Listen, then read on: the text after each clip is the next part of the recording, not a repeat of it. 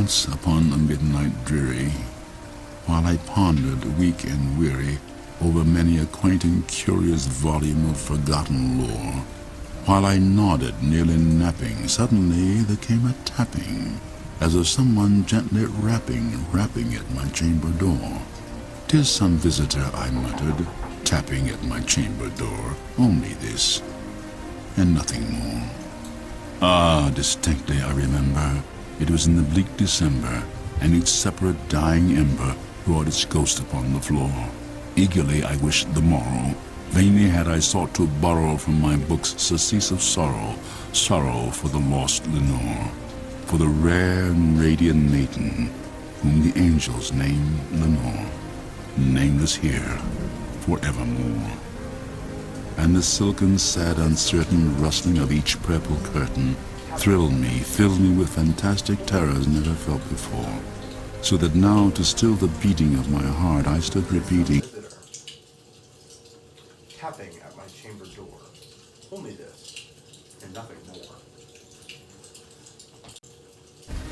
Presently my soul grew stronger, hesitating then no longer, Sir, said I, or madam, truly your forgiveness I implore.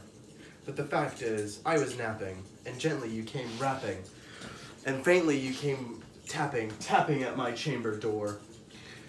That I scarce was sure that I heard you. Opened wide the door.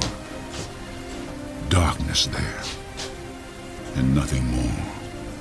Deep into this darkness peering, long I stood there wondering, fearing, doubting, dreaming dreams no mortal ever dared to dream before. But the silence was unbroken, and the stillness gave no token, and the only word there spoken was the whispered word. Lenore? This I whispered, and an echo murmured back. Merely this, and nothing more.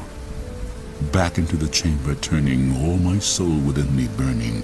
Soon again I heard a tapping somewhat louder than before. Surely, Said surely I, that is something at my window letteth. Let me see then, what threat is, and mystery explore. Let my heart be still a moment, and let this mystery explore. 'Tis the wind, and nothing more. Open here I flung the shutter, when with many a flirt and flutter, in there stepped a stately raven of the saintly days of yore. Not the least obeisance made he, not a minute stopped or stayed he, but with mien of lord or lady, perched above my chamber door. Perched upon the bust of Pallas, just above my chamber door. Perched and sat, and nothing more. Then this ebony bird beguiling my sad fancy into smiling, by the grave and stern decorum of the countenance it wore. Though thy crest be shorn and shaven, I said, thou art sure no craven, ghastly grim and ancient raven wandering from the nightly shore.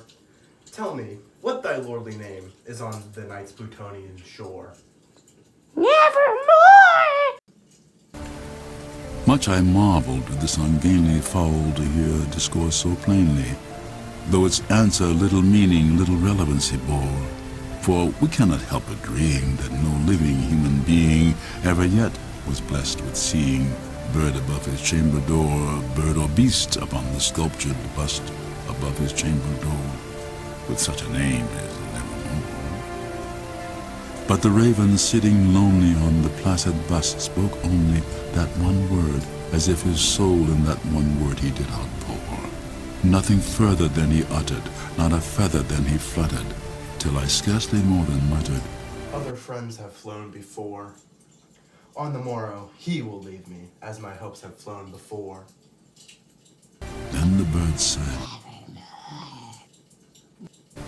startled by the stillness broken by reply so aptly spoken, Doubtless, said I, what it utters is its only stock and store, caught from some unhappy master whom unmerciful disaster followed fast and followed faster, till his songs one burden bore, till the dirges of his hope that melancholy burden bore of never, nevermore.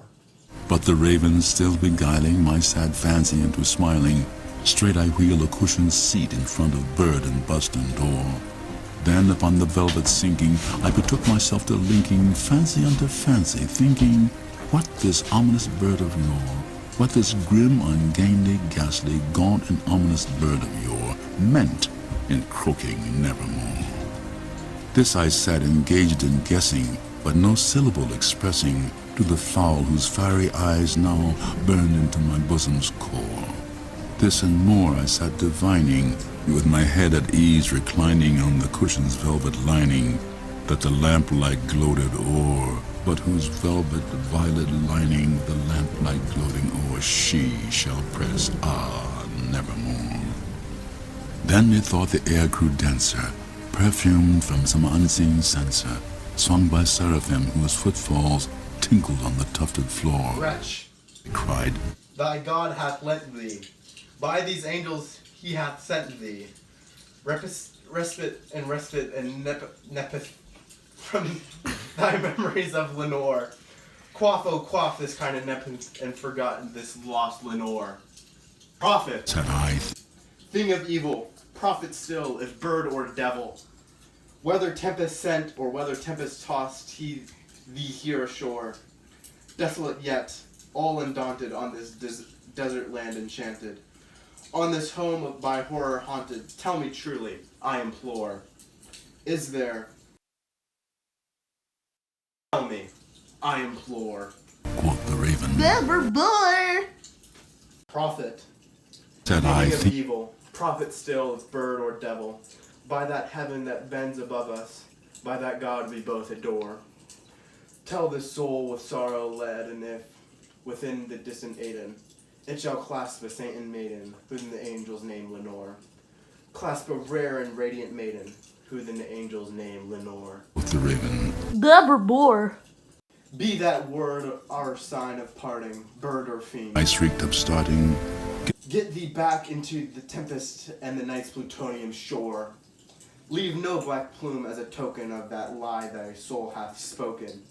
Leave my loneliness unbroken. Quit the bust above my door. Take thy beak from out my heart, and take thy form from off my door. quoth the raven. Nevermore. And the raven, never flitting, still is sitting on the pallid bust of Pallas just above my chamber door.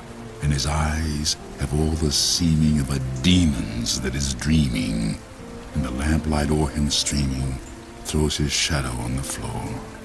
And my soul, from out that shadow that lies floating on the floor, shall be lifted nevermore.